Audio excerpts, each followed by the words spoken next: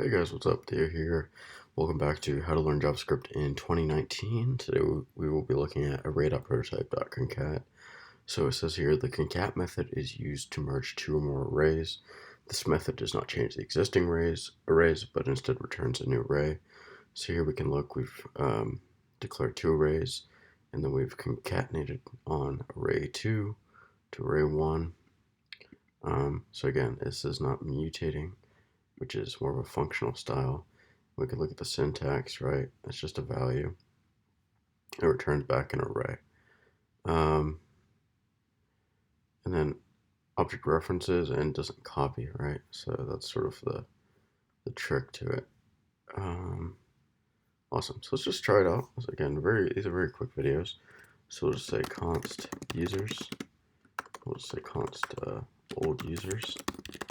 And then we'll just put Theo, Jake, and John.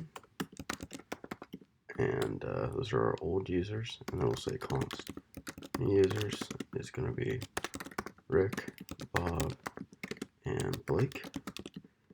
And so here we can just do console.log old users.concat new users.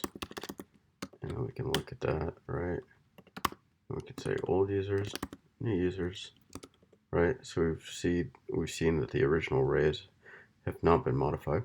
However, if we do, and that's why it also returns back to us the array, whereas when you look at a method like push, what does push actually return back to us? Push will actually return back to us, here we go, right? Old users, right? Now we've just actually added on this old array right here, right? So we could say old users. We just pop this up, and now we have old users, right? So we could emulate the same behavior by just doing new users, and now we have them all, right? But you can sort of see it's giving us back the length, whereas concat is actually giving us back the full array, which kind of makes sense. So a quick video, hopefully you guys enjoyed it, and I will see you in the next video. Take care.